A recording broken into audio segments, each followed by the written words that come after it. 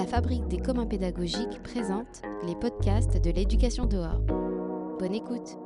Bonjour à toutes et à tous, bienvenue sur le podcast des rencontres de la classe dehors. Nous sommes au sein du parc du 20e centenaire à Marseille et je suis Leïla de la Fabrique des communs pédagogiques.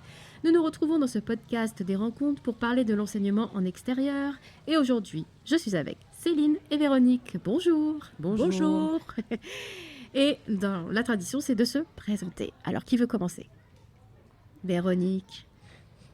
Bonjour à tous et à toutes. Merci de nous accueillir toutes les deux, Céline et moi, sur ce plateau. Je viens de faire la connaissance de Céline. J'étais située juste derrière elle. Oui. Et j'ai vu son t-shirt. La maîtresse dehors. Donc tout de suite. Dehors la maîtresse. Dehors la maîtresse. Dehors la maîtresse. Donc j'ai tout de suite compris que j'avais devant moi, de dos, la maîtresse, voilà, une star. Et ça m'a aussitôt fait penser à d'autres stars, mes collègues, professeurs d'école de la région Centre-Val de Loire, qui ont fait partie d'une recherche-action participative et collaborative que j'ai eu la chance de piloter entre 2022 et 2024.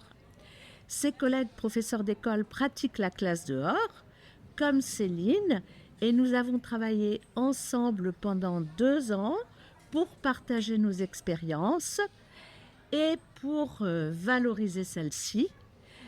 D'ailleurs, un livret publié par le Grain Centre-Val de Loire, qui était aussi participant de cette recherche-action participative et collaborative. Ce livret a été publié avec le titre « Dehors, on adore ». Donc, j'ai adressé la parole à Céline et comme Benjamin m'avait proposé de participer à ce podcast, eh bien, j'ai encouragé Céline à venir avec moi sur le plateau. Très bonne idée. Alors, vas-y Céline, présente-toi. Alors, merci de m'avoir invitée en tout cas.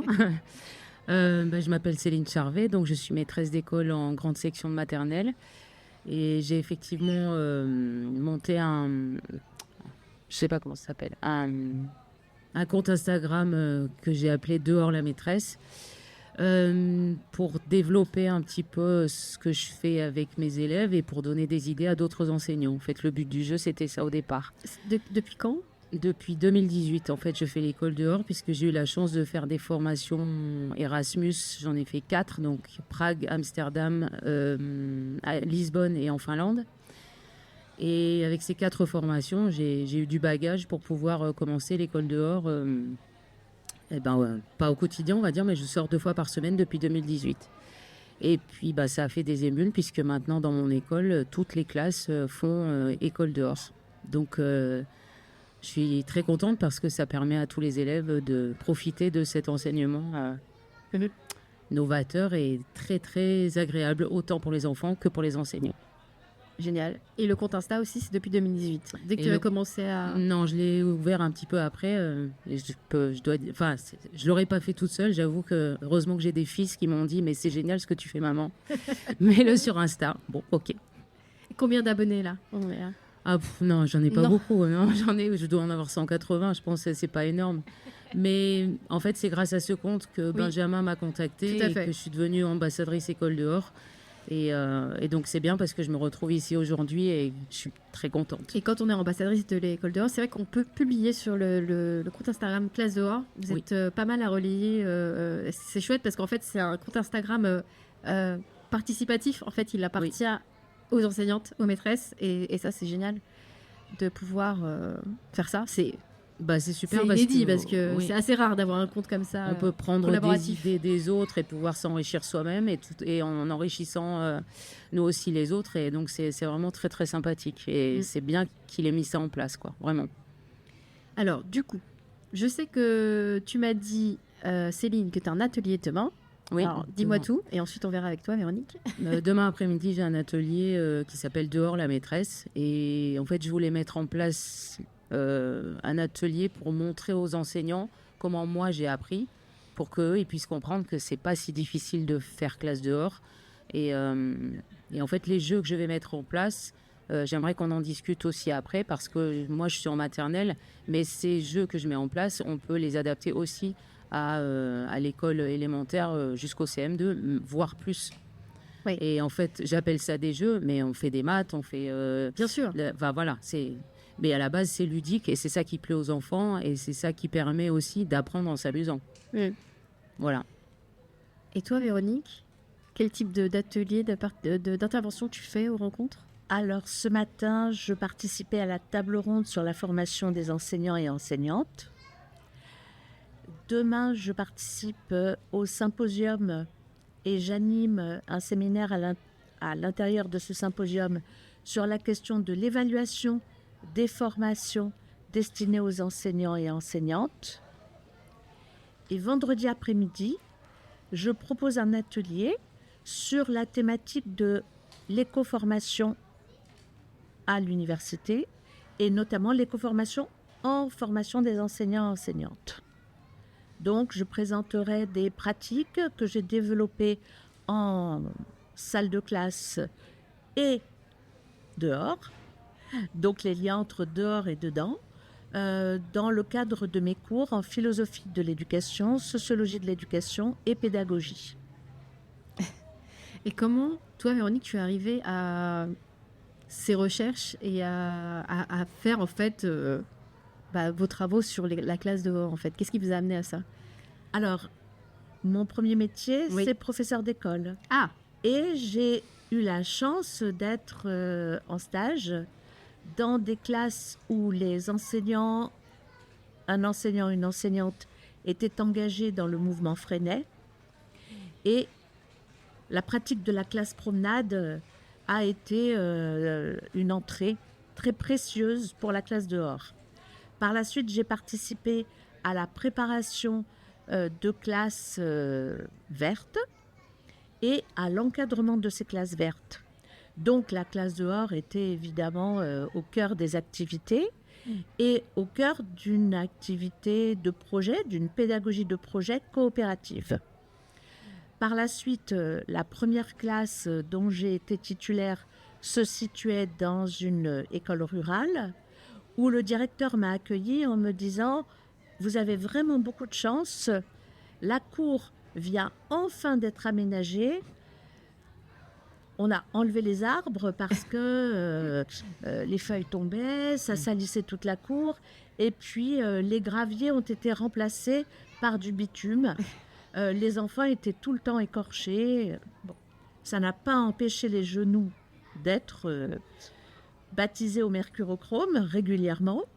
Mais par contre, j'ai fait les constats que tout le monde fait aujourd'hui, c'est-à-dire que sans un végétal dans la cour, dès le mois de septembre, le moment de l'accueil à l'école et des récréations était absolument insupportable.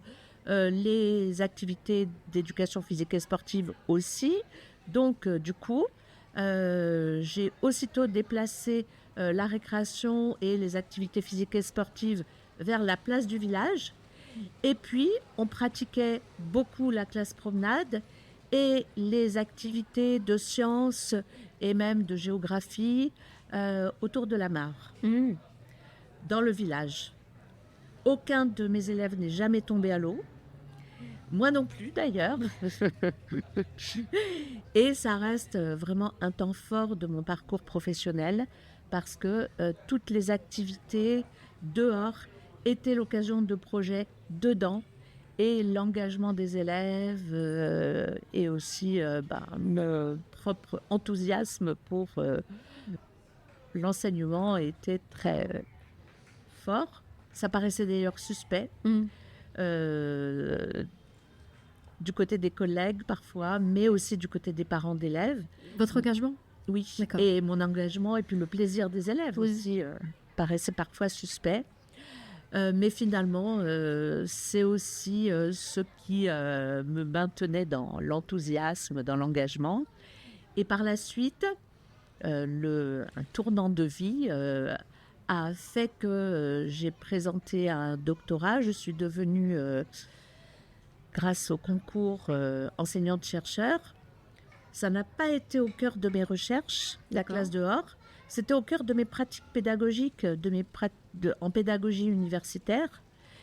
Et j'ai transféré tout ce que j'avais appris dans le cadre de mon travail à l'école en tant que professeur d'école dans mes cours à l'université. Très bien. Céline, on entend, on m'a dit toute la journée les bénéfices évidemment de la classe dehors, on les connaît. Est-ce que tu peux toi nous parler de quand tu es revenu de tes voyages Erasmus, quels bénéfices concrets tu as pu voir, constater en mettant en place les premiers, je sais pas, les premières balades, les premiers ateliers dehors Alors, on va parler d'atelier parce que je me suis dit, je vais tester, je vais prendre les compétences que je dois travailler avec mes élèves et je vais les programmer sur la première période, c'est-à-dire jusqu'aux vacances de la Toussaint, 2 matins par jour. Et puis, je vais bien voir ce que ça va donner si je prends du retard, parce qu'on est toujours en stress de prendre du retard, etc. Et en fait, je me suis tout de suite aperçue que ça permettait à tous les élèves d'avoir une cohésion de classe. J'ai vraiment trouvé que on avait une vraie cohésion de classe, quoi. Déjà ça, tous les élèves se sentaient bien, que ce soit les élèves scolaires comme les non scolaires. Sachant que les plus scolaires, ils ont plus de difficultés au départ parce qu'ils ne sont pas dans un élément qu'ils connaissent bien et dans lequel ils sont à l'aise pour le coup. Et donc, ça permet à tout le monde après de se sentir bien, que ce soit dehors ou dedans. Donc ça, c'était vraiment... Et puis, moi aussi, j'étais beaucoup mieux. Parce que on ne peut pas dire qu'un enseignant, il doit se sentir bien. Quand il se sent bien, ses élèves se sentent bien aussi. Et ça a apporté vraiment quelque chose d'énorme. Et je pense que c'est aussi pour ça que mes collègues m'ont suivi maintenant. Oui, ils ont vu les bénéfices, enfin, ils étaient témoins et donc du coup... Oui, tout à fait. Et les parents aussi, on parle beaucoup aussi des parents, de l'importance de l'application des parents. Alors, la réunion de rentrée, lors de la réunion de rentrée, j'explique que j'ai eu la chance de faire ces formations Erasmus, que ça tombe pas du ciel, que je ne fais pas école dehors comme ça. Et en général, les parents sont plutôt favorables. Bon, surtout que ça fait quelques années maintenant, puisque depuis 2018, je le fais. J'avoue qu'au début, ils étaient un petit peu sceptiques, et puis ils se sont vite rendus compte que les enfants, 1, adoraient ça, et 2, on ne perdait pas de temps, en fait. C'était une histoire de... On n'est pas là pour jouer, on apprend aussi. Donc, ils se sont vite rendus compte de ça. Et maintenant, c'est le bouche à oreille, de parent à parent. Tu verras, elle fait l'école dehors, c'est génial. Oui. Véronique, tu voulais... Toi... Mon champ de recherche... au sein des sciences de l'éducation et de la formation, c'est l'éducation familiale. Autrement dit, les pratiques au sein des familles, notamment les pratiques éducatives, mais aussi les liens entre famille et professionnels, famille et institutions. Donc, compte tenu des charges en enseignement et en recherche, en particulier parce que je suis rédactrice en chef d'une revue qui s'appelle la Revue internationale d'éducation familiale, la recherche ne s'est pas portée pour moi sur la classe dehors. Ça fait partie de mes pratiques en pédagogie universitaire. Mais évidemment, l'une des grandes préoccupations, c'est comment situer les parents dans ce processus. Et là, ça rejoint complètement les préoccupations en éducation familiale. Et pour ma part, je suis venue à ces préoccupations, à ces questionnements que j'ai intégrés dans la recherche parce que, à un moment, je me suis centrée sur les usages numériques au sein des familles. Et ces usages numériques devenant de plus en plus fréquents, devenant de plus en plus importants, y compris dans les conflits parents-enfants et dans les questions d'accompagnement à la scolarité. J'ai réalisé des études sur cette question-là et je me suis très vite aperçue qu'on ne pouvait pas se centrer sur les usages numériques, leurs risques, leurs potentiels, sans penser la question des pédagogies du dehors, au sein de la famille, au sein des institutions et dans les liens entre famille et institutions, bien sûr. Donc, c'est l'un des champs émergents en éducation familiale qui fait que j'ai tout de suite noué des liens avec Céline. Ok. Et on est devenus les meilleurs amis du monde. Oui, là. Oui, Véro. Bah, excuse-moi Véronique, mais quel est le lien entre que tu fais entre l'éducation du dehors et donc les usages numériques du coup? Alors, Pourquoi c'est indispensable? Le lien est indispensable. alors, on va situer un premier élément de réponse autour des questions de bien-être et santé globale.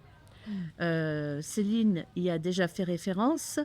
Le bien-être des jeunes enfants, mais aussi des adultes, et à l'université, cela concerne les étudiants, le bien-être est affecté par les usages massifs du numérique, pour toutes sortes de raisons, hein. Les usages pour le travail, les usages pour les études, les usages pour le loisir, les usages pour l'information. Et du coup, cette question du bien-être des jeunes et des jeunes enfants compris, y compris les jeunes enfants, puisque les jeunes enfants sont touchés par les usages numériques dès la petite enfance, eh bien, cette question ne peut pas être traitée sans ouvrir sur la question des pédagogies du dehors, sans la question de comment les usages numériques peuvent être, comment peut-on trouver des équilibres entre les loisirs associés au numérique et les loisirs dehors. J'essaye un peu de comprendre justement et de traduire. Donc en gros, c'est comme nos enfants sont de plus en plus devant des écrans, comment on peut contrebalancer en face dans l'éducation et surtout l'éducation dehors. C'est ça? D'accord. Tout à fait. Oui. Je pense que c'est important de leur montrer aussi, justement à ces enfants qui sortent de moins en moins, le plaisir qu'on peut ressentir à aller dehors et tout ce qu'on peut faire quand on est dehors, avec pas grand-chose justement, et sans écran. Oui.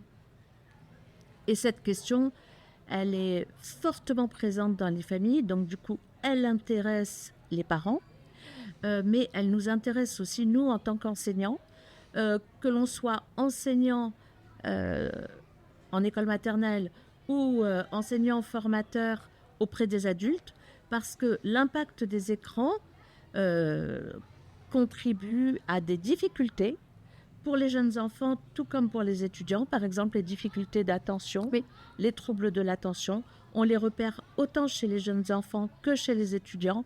Et du coup, c'est un mouvement global, un mouvement d'ensemble que l'on doit aborder, approcher pour contribuer à la formation des enseignants, mais aussi pour renforcer les liens entre école et famille. Super intéressant. Et pour toutes les deux, il y a des enseignants qui sont venus au micro, qui nous écoutent, qui voudraient se lancer dans la classe dehors et du coup qui ne savent pas par quoi commencer. Quels conseils pourriez-vous leur donner? Regardez mon compte. Dehors la maîtresse. Ouais. J'essaie de donner des idées justement pour que les enseignants voient que c'est pas si compliqué. Enfin, c'est ce que je pourrais leur donner comme conseil. Juste à la radio avec un micro. C'est tout ce que je peux faire. Ok, c'est déjà ça. Alors moi, je pourrais proposer de consulter la revue publiée par le GRENS Centre-Val de Loire grâce à la recherche-action qui a été réalisée entre 2022 et 2024. Cette revue Luciole a pour titre « Dehors, on adore ». Elle est en ligne, entièrement gratuite, et 2 vidéos permettent de voir des collègues, professeurs d'école en action, mais aussi la revue offre plein de pistes d'activités, y compris des pistes très très accessibles.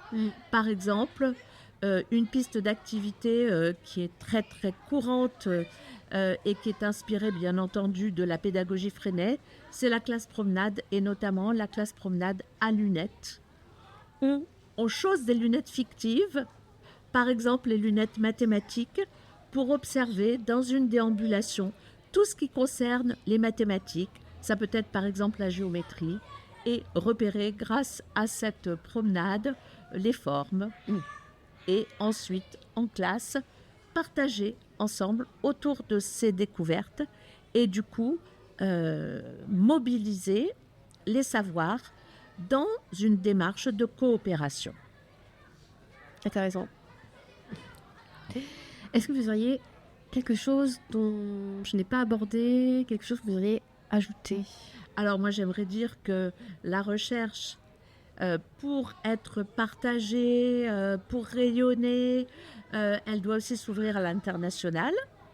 Et là, juste derrière nous, notre collègue brésilienne Renata, qui a participé à la recherche-action participative, travaille à l'université de Florianópolis au Brésil et elle met en place des activités très très importantes et intéressantes concernant la formation des professeurs du secondaire en histoire à partir d'actions sur la réalisation d'un jardin pédagogique. D'accord. Donc on a la chance d'étoffer nos réseaux, Oui. et puis de travailler de manière très rapprochée, y compris si les rencontres internationales n'ont lieu que tous les 2 ans. Tout à fait. Les liens se maintiennent entre ces rencontres. Vous étiez là à Poitiers, Véronique? Oui. Ah. Justement, ma dernière question que je pose, c'est la première édition s'est passée à Poitiers, la deuxième, là nous sommes à Marseille. Est-ce que vous avez une ville à suggérer pour la 3e édition? Mais bien sûr, la ville de Bourges. C'est... Pourquoi la ville de Bourges? Pourquoi la ville de Bourges? Parce que la ville de Bourges est élue capitale européenne de la culture en 2028. Et surtout, nous pouvons compter sur un partenaire formidable, le directeur du Muséum d'histoire naturelle, qui nous propose un concept extrêmement pertinent et stimulant, le concept de symbiocène. Qu'est-ce que c'est? Alors, le concept de symbiocène, c'est un concept qui n'est pas nouveau, mais qui nous propose de considérer que nous devons dépasser le concept d'anthropocène qui porte sur la considération que l'homme a marqué toute l'activité humaine, plutôt, a marqué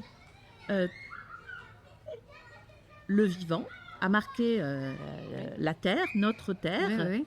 et le symbiocène doit penser les liens avec le vivant. Donc, évidemment, la ville de Bourges est un lieu tout à fait pertinent pour organiser les prochaines rencontres internationales de la classe dehors. Vous le savez, elle est située au centre de la France. Oui, on nous l'a dit. Par ailleurs, de nombreux parcs et jardins existent. L'implication de Gilles Clément, paysagiste et urbaniste, est très importante depuis de nombreuses années. Il y a notamment l'abbaye de Noirlac, qui est un lieu important pour les recherches autour du paysage et de l'urbanisme. Et puis, bien entendu, les liens avec l'Inspé Centre Val de Loire, l'Université d'Orléans, où, comme vous le voyez, la question de la classe dehors est déjà engagée. Non, mais ça y est, on est convaincus. Je pense que là, on n'a pas le choix. Alors, je vais voter Bourges aussi, parce que moi, j'ai la chance d'habiter pas très loin de Marseille, donc c'était facile pour moi cette année. Après, Bourges, on verra l'année prochaine. Eh bien, tu sais que... Je donne une voix de plus pour Bourges. Tu sais que tu as déjà un hébergement. En plus, voilà. Merci. La reine des réseaux. Moi, je voudrais ajouter surtout que les collègues professeurs d'école sont nombreuses à travailler à Bourges en classe dehors. En particulier, une collègue qui a une pratique ancienne, développée auprès des étudiants et étudiantes, puisqu'elle a été professeure formatrice, c'est Aline Gilbert. Donc, son travail est inestimable. Ok, c'est noté. Merci beaucoup à toutes les deux. Merci beaucoup d'avoir répondu à mes questions. Et puis, profitez de ces rencontres pour réseauter, n'est-ce pas, Véronique? C'est ça. Merci beaucoup. Merci et merci de nous avoir écoutés. Je vous invite à partager le podcast et à la prochaine. Merci beaucoup.